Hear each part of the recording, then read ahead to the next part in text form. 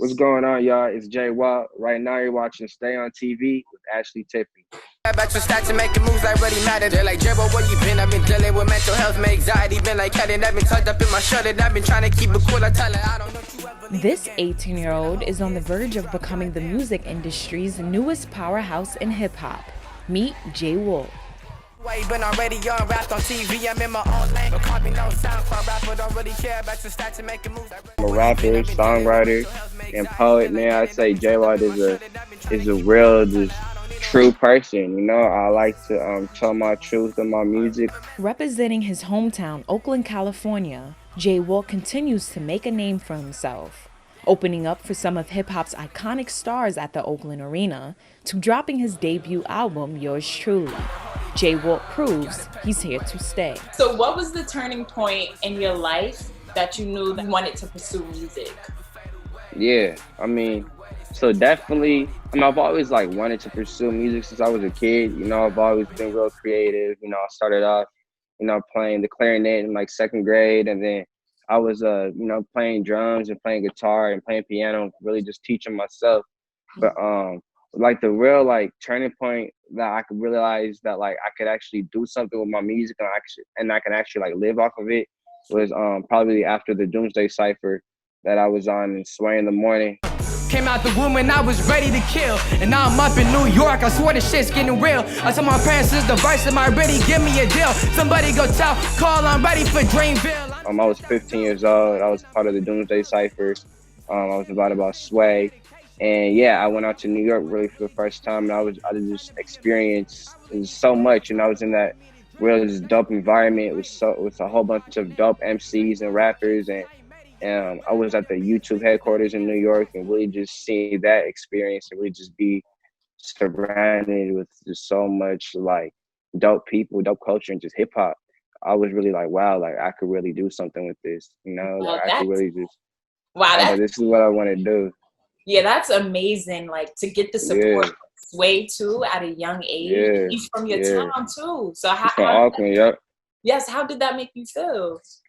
Man, it made me feel great, man. Especially just seeing what he's done, at his platform as well, and him coming from Oakland as well. That just made me so I don't know, just seeing what he's doing, that really just makes me so proud and so happy, and really just inspires me that he's from the same city that I'm from, so I could do the same thing one day. So yeah, it really made me feel good for sure. Beautiful. That's beautiful. And I love the album, by the way. Yours Truly. Thank you. I appreciate it. How do you feel that you dropped it? Your album? Man, yeah. I feel amazing. I really feel great. Words can't even really describe how I'm feeling. The album, I spent 2 years working on the album. So I'm happy that it's finally out. I feel great. It's my first really body of art that I was really able to put out. I put out singles here and there, but it's my first project, my first album that I ever put out.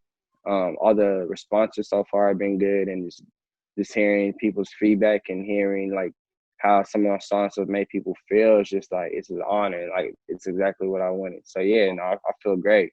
Yeah, and I would say especially during this time, we're quarantined, for you to release this at 18. When I heard you, I was just whoa, for a second, I'm how old is this guy? Because you sound so wise. And I remember one of the songs you said, I took a break just to find my truth. Why is it important for you to take a break?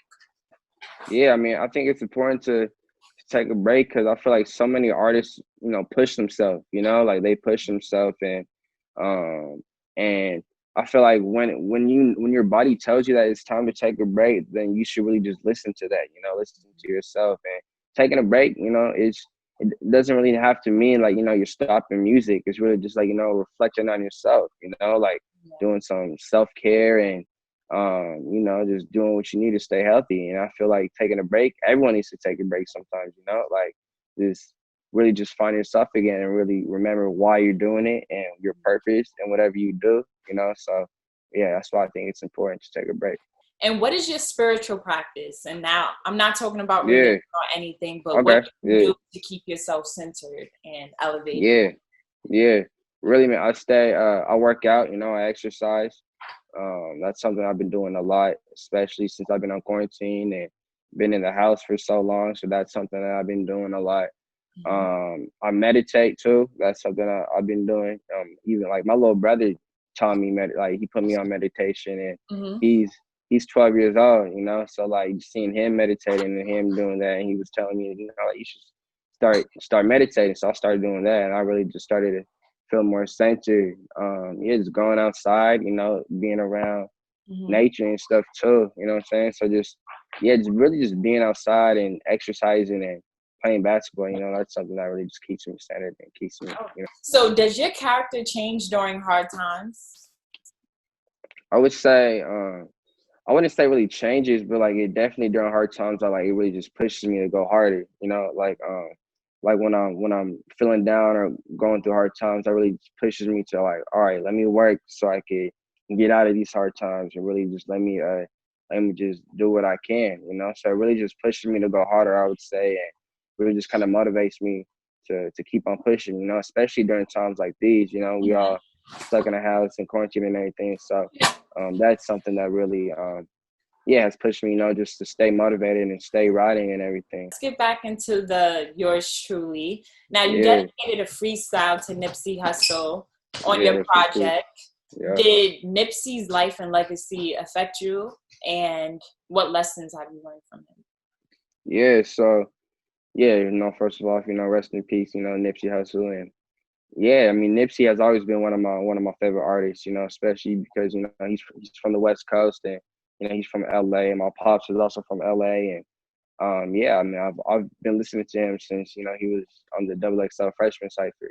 And something that I really just like, I really love, like a reason why I really love his music is just because how true he is, you know, and how his music is really just powerful, and he really preaches a message on, you know, uplifting your community and always giving back, and you know, supporting Black businesses, and really just, you know, supporting your own, which is something that I really appreciate. And yeah, and something I was watching one of his interviews not too long ago, and he was saying how like don't just build a brick right away. Like every day you're gonna have to. I mean, don't just build a brick wall every day. You know, every day you're gonna have to put little bricks in. You know, you're gonna have to supply bricks every day so you can get that brick wall. You know what I'm saying? So like you don't just want to put that brick wall right away. And just what I got off of that, you know, is like, you know, like every day you have to put in some work. Like you can't just get to it, you know, like it's not just gonna come. You're gonna have to put in the work so you can, you know, get it back and get the end result. So yeah, that's something I really appreciate and I really stuck with. So yeah, I just love his music and love what he stands for, you know. So. Yeah, what he stands for, that's beautiful what you said, by the way. And what he stood for is like knowing your music, but actually knowing the business side too. Exactly. Yeah, entrepreneurship and really just making sure you collect your own, because there's a lot of people, you know, in the music industry for sure that are like, you know, get trapped in these labels and, you know, aren't really collecting all the profits they can, you know. So I really appreciate, you know, what he preaches, you know, talking about being independent and entrepreneurship and everything. So yeah. Did you get a chance to meet him? No, unfortunately, no. I never had the chance to meet him. You know, I have a homie that's close to him, Quincy White. He's out of LA. He was cool to him. He used to go by the name Dub. He has a record with him, but not me personally. I never got to meet him. I wish though. I wish. You speak about personal things in your music, like dealing with anxiety. Yeah. Why did you choose to share that in your music, and what type of have you gone through? Yeah. I mean, for so long, you know, it was something I used to be, you know, scared to talk about. You know, like I've been dealing with anxiety, you know, for a while, and it used to be something that I was like, no, like people aren't gonna want to listen to this. I don't want my fans to look at me a certain way. Like, are they gonna think that I'm weird or whatever? But after just really going through it, anxiety, and when I was going through, you know, really bad, I just decided to sit down and kind of just write out what I was going through, what I was feeling, and what was going on. And then that song turned into Elevate, you know, which is on my album. And yeah, so I decided to put that out. And yeah, so writing, I don't know, I just feel like writing is the best way to deal with something and really just express yourself and turn into to art, you know, something positive. Because, you know, a lot of people turn to, you know, to negative things that can result into something, you know, bad. So for me, turning to my art was something that was powerful, and not only can heal me, but can heal a lot of people, you know, and which is like my goal, you know, just to inspire and influence other people. So yeah. Yeah. Wow, that's amazing. And I love hearing people talk about, you know, growth in their life, and just get into their higher purpose, like their higher self. I think that's beautiful, because we're all going through anxiety a certain way, especially during this pandemic. This is the first time we're facing together. For you to use music is like, yeah, it's perfect. I loved Elevated, and I love Fade Away too. You said you'd rather go to the studio than party.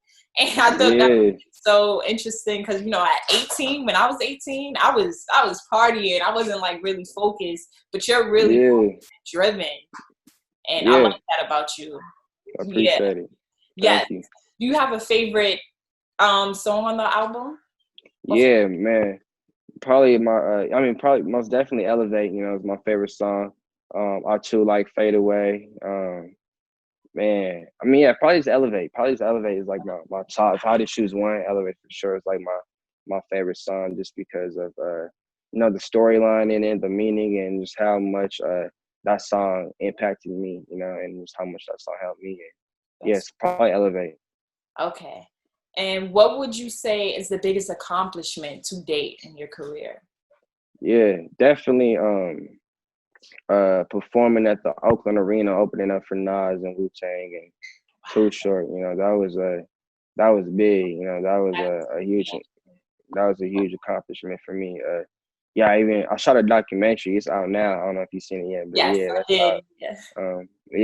yet, but performing there was something that was big, especially coming from Oakland. Like, that's something that a lot of artists, you know, dream of doing, you know, performing at that arena, which is the Warriors used to play there. And not only just that, but, you know, I got to open up for, you know, legends, you know, Nas and Wu-Tang, which is I grew up listening to them, you know, like my parents would play them, you know, that's what I was listening to. So that was something that was huge. So that's probably like my biggest.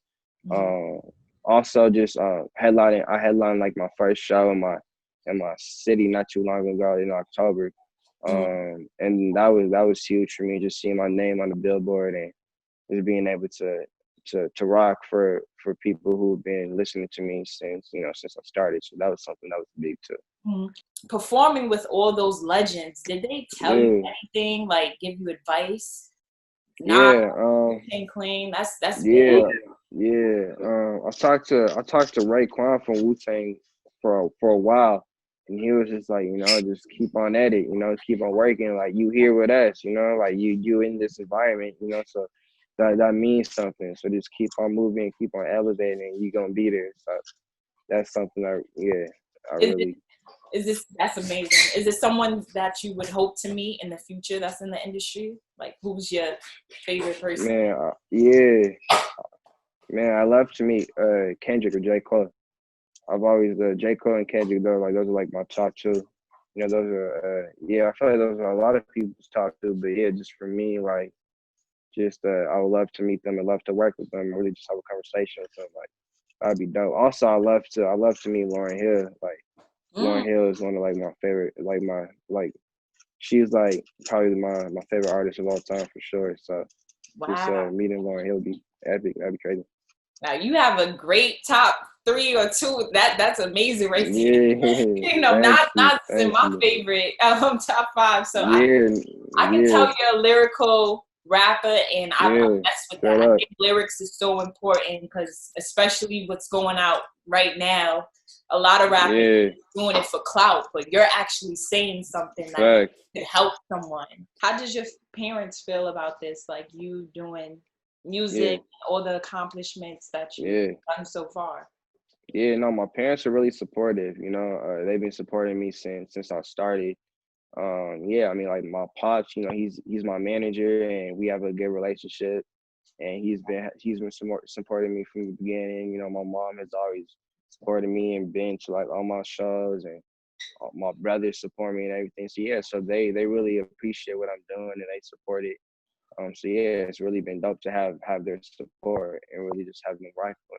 So great. I appreciate that. Yes, and the documentary was great, and your parents was in it, your dad. It was amazing. Yeah. Have you learned anything new during quarantine about yourself or a new skill set? Yeah, man, I really like, what's it called? I mean, first of all, I learned that like it's really good for me just to be on a schedule. You know what I'm saying? Like being like getting stuff done. I remember like the first couple of days of quarantine, man, I had like no motivation. I was just trying to sleep, and you know, I was at the house, and I'm still in school, so I was still having homeschool and stuff, but I was not feeling it. So like the next week, you know, I decided to set up scheduling. Like I've really just been knocking stuff out. So yeah, it's really noticing that, you know, schedules work for me. I think a lot. You know, like I've there's some times where I just catch myself just looking out the window, just thinking, you know, just thinking a lot about it's like my goals and like my dreams and stuff. What else, man? I mean, I finished writing a book over quarantine. I finished like a whole book. Yeah, 'cause I started writing the book on the beginning of the year, and I finished it over quarantine. So that's something I'm looking forward to as well. What is it So that's about? like, Can we? yeah. So my book is called A Mod Song. I got a lot of like I was really inspired. Man, what's it gonna say? I got a lot of the influences from myself. You know, but it's about this dude named Ahmad. He's a 17-year-old rapper, also from Oakland, California. It's a book that's told through song and fiction and poetry and verse, and all just kind of wrapped in together into one.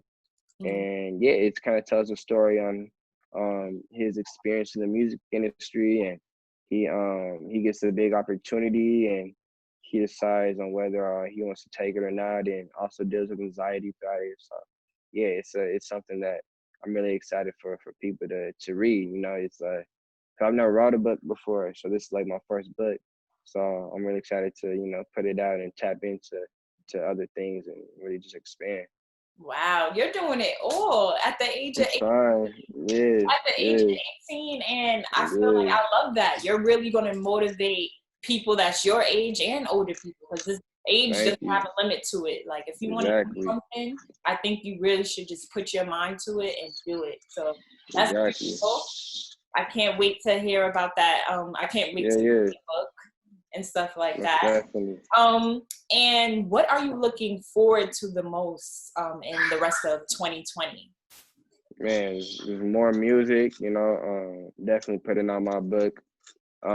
Even like going to college this fall. You know, I'm moving out to New York. I'm going to the Clive Davis Institute of Recording Music at NYU. Congratulations.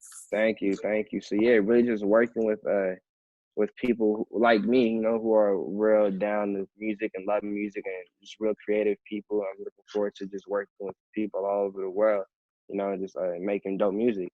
Yeah, just keep on building, you know, more music, like I said. And yeah, I would say shows. I was looking for shows, but I know like that's not really gonna be happening until like 2021. But Let's keep the faith alive. Let's keep fingers crossed, you know, to like that was some I know I had a lot in store, you know, before quarantine happened, like shows and festivals and all that. But yeah. So. Why did you choose to still go to school? Yeah, really. So I'm going to. So the reason why like I'm still going to school is just because I'm going to school for music. You know, I'm going to school to really learn music and business and stuff. Do you live by any mantra or any like lessons, lines? Man, I mean, something that like my dad has said to me since I was little was, you know, you don't gotta be the best, you just gotta try your best, just give your best. So that's something that you know, I've always lived up to, you know, just like just giving my best in anything I do, you know. Of course, the end goal is to be the best. You know, I want to be the best in whatever I do, but as long as I give my best, you know, that's what's important. A lyricist who wears his truth on his sleeve and support from the OGs, it's safe to say that it's just the beginning for Jwalt. Why is it important for us to stay on Jwalt? Man, just stay on me because, you know, I'm young. You know, I say I'm up next in this hip hop stuff. You know, I'm really just speaking truth. You know, real positivity. I'm still just spitting that real and, you know, keeping it real with hip hop and the essence of hip hop. And yeah, I feel like I have a lot in store. You know, I have a lot more coming. So yeah. Close your eyes and think about your life as a movie. Each scene's a new beginning, directed by yours truly. I pray to God this will go away. I'm sick and tired of this mental state. Talk to my twin, he said everything's gonna be okay. We gon' work together, we gon' climb, we gon' elevate. Elevate, elevate, elevate, elevate. We gon' work together, we gon' elevate. Talk to my twin, he said everything's gon' be okay. We gon' work together, we gon' climb, we gon' elevate.